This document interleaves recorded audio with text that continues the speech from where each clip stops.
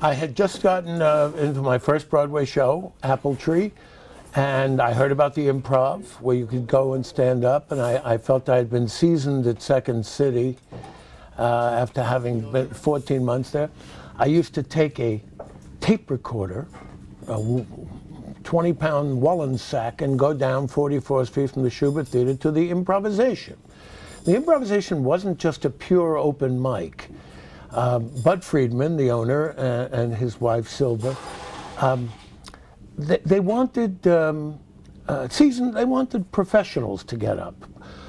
People, when the Broadway show was over, that's where I met Bette Midler 5 or 6 months later. She was in Fiddler on the Roof. She'd come after the show and start to work on things. It was a Broadway-oriented kind of music place.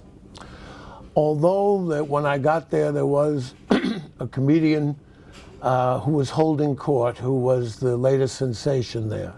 And his name was Rodney Dangerfield, AKA Jack Roy. He said, "I'll tell you, you were brilliant, okay, but you got to come here every night for 3 years, I had gone to the Yale Drama School, but they didn't teach stand-up comedy there. So the emphasis was on music. Ellen Starr, I think, was the pianist when I first got there. Ray Johnson was for years. And comedians started going up and doing time. The interesting thing about it is they had a very loyal audience. It hadn't caught on with tourists yet. It was about as hip as a New York late-night audience could be. Some people on the fringes of show business, managers, insiders, people who might live in the theater district and walk over. That's one of the reasons why I had to write a lot of material. The people were the same every night, so I had to keep on building up, and changing the subject and all. I met Richard Pryor there. He was, we did some improvs together in a group. Danny Aiello was the bouncer, sort of, and a wonderful one too. Never made a fuss, not one of these jerks. If someone got out of line, there was like 5 inches between his fist and the intestines of the suspect, and they were just quietly out the door. It was, there were bums who would peep in from 44th Street. It was the only club of its kind, as far as I knew, and was a template for all that was to follow. A place where you could get up and try out things. There was no such thing as a comedy club. Television had pretty much killed nightclubs. The great clubs of New York were really fading. Interestingly enough, maybe apropos nothing, HBO and other outlets created nightclubs in a kind of perverse,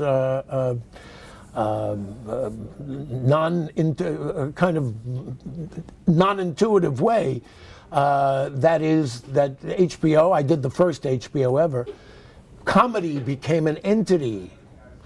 The comedy field, I heard expressions used like the comedy community, of course, the business of comedy.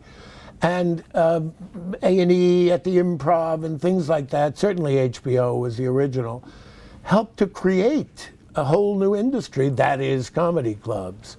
The other places in town, maybe after my second year at the Improv, I guess were the Comic Strip or Catch a Rising Star, but they were never my place. And yet, just a few years after me, that was the flowering ground, but I don't know much about them.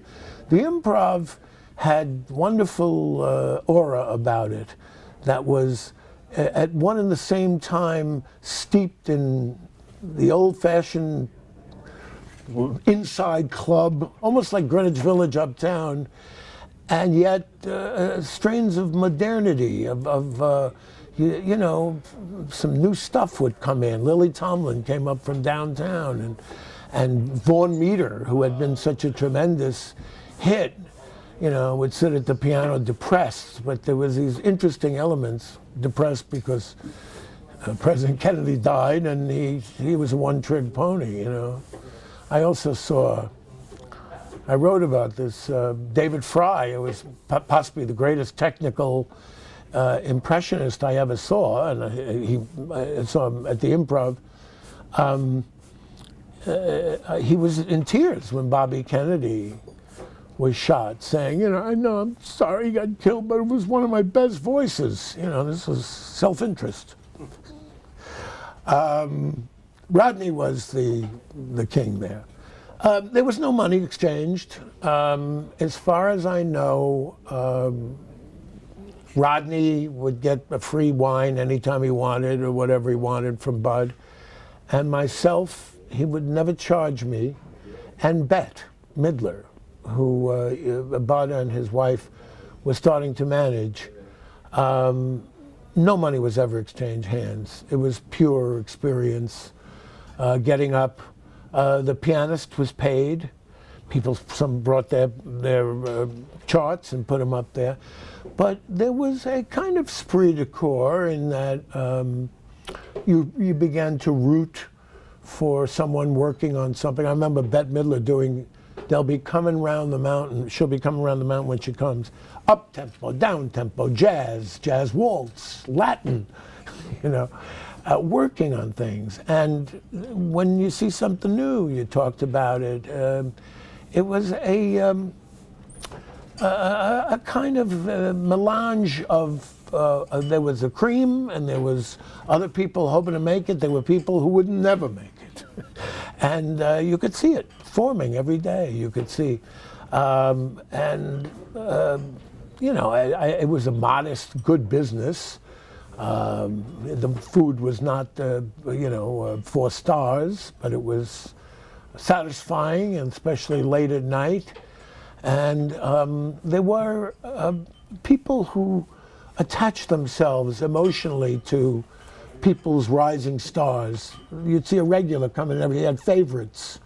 And they really applaud odd people with money, alcoholics, overdressed, gloves, things like that, strange eccentrics. This was a place to ply your trade.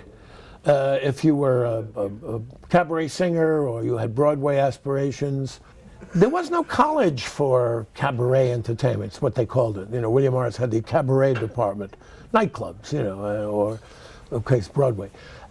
When you had Richard Pryor coming in and trying out stuff, and he was not a regular, but was frequently appearing on the Merv Griffin show, wait a minute, made the leap. People were, Will Jordan would come in and practice his new bit for the Ed Sullivan show. Jackie Vernon, famous, he was big time with his writers, which I snickered at. I always wrote my own stuff, which was kind of revolutionary in a way. They would come in and try out the new material that they have for the show. And so it became the place. And you couldn't just walk up and get on, I mean, if he were desperate at 1:30 in the morning and he didn't have people, but he had a hierarchy. And I think that's what partly led to the opening of Bud was, I love him, man. He was always wonderful to me, and I really owe him a lot. But he became choosy and all that, and I think there was a path now for other clubs similarly inclined. In fact, they emphasized comedy almost completely, where you had people getting up, there's a circle and a circle and a thing beyond the thing, and the thing, fabulous Broadway voices. But something? It was a wonderful test tube for talent.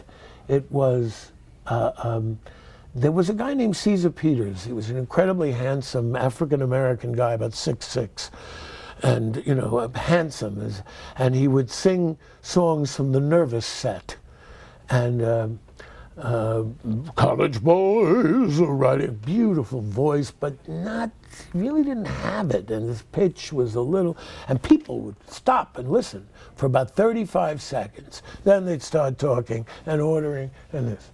Bette Midler would get up, and she didn't look like much with the costume she borrowed from the show. I did Fiddler on the Roof costume. I don't know. She always dressed bizarrely. An adorable girl from Hawaii, but not Elizabeth Taylor, you know, and she'd get up and they'd be talking, and after 35 seconds, there they are. So the pudding, you know, it was a wonderful testing ground because the audience was discriminating. They were somehow people that liked theater. They liked show business. They weren't your ordinary customer. As the club became renowned, you had people coming to see what famous person might pop in. And of course, ultimately, you got probably people that weren't famous, but a lot of people could say that they saw such and such at the Improv years ago. And I remember Danny Aiello doing improvs with you and so forth and so on. And that was fun.